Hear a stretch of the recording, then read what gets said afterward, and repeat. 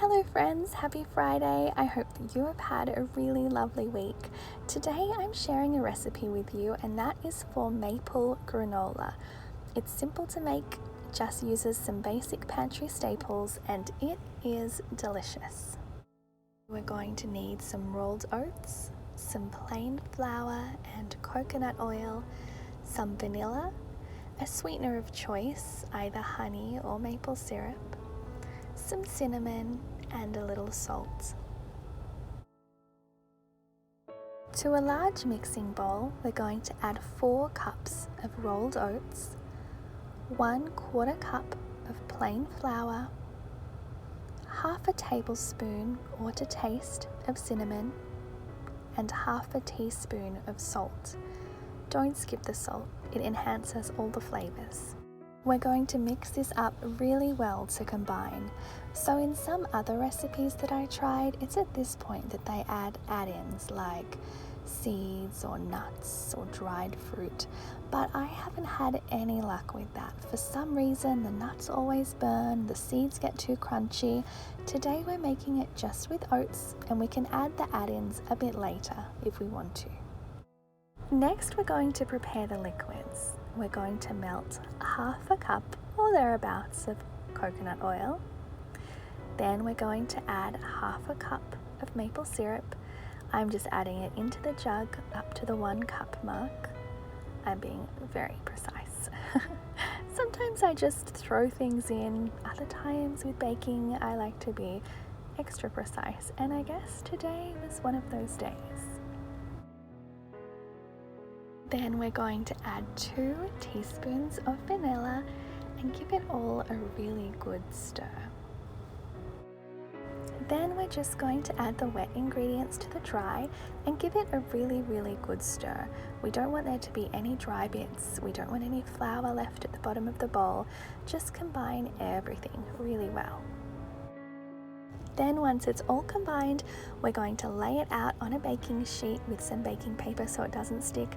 I kind of did this weird thing where I tried to show you how deep it was. I don't know, I decided that wasn't very helpful. Anyway, you want it all to touch so that it will stick together and clumps can form, but I guess you don't want it so thick that it's not going to cook through in the middle, and you don't want it to be raw. You don't want to have any sort of uncooked flour or anything in there. So just a fairly even layer, not too thick. Then we're going to bake it for 15 minutes, and I wish I could tell you what temperature to do. My oven runs so incredibly hot, so I did it on the coolest, which is like 100, but that's probably more like 140 or 150. I've seen recipes range from 150, 145, 150 up to like 175, but burnt granola is the worst. So just start lower, cook it a little longer if you need to, because it will just burn really easily. So I just kept checking on it. That was it after 15 minutes. I'm then putting it in for another 10 minutes, and my goodness, I wish you could smell it. It smells incredible. So this is it after 10 minutes. It is looking really good, nice and golden. It's kind of firmer to the touch. So what I'm going to do now is I'm going to use my spatula to kind of cut it into largish squares, and I'm going to flip the large squares over so that I can cook the underside too.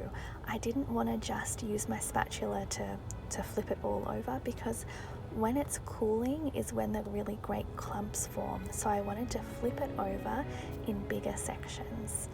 So that's what I'm doing here. It wasn't particularly challenging. I noticed that the underside on one side of the pan was a bit browner, so when I put it back in the oven, I flipped it so the other side could have a turn. So now I'm just showing you how I flipped it. It was fairly easy, thankfully. It all kind of stayed together for the most part. So that was a total of 25 minutes that it cooked before I flipped it. Then I'm just popping it back into the oven for another 10 minutes. This is it when it's all done. It's beautiful and golden, and the smell is just amazing.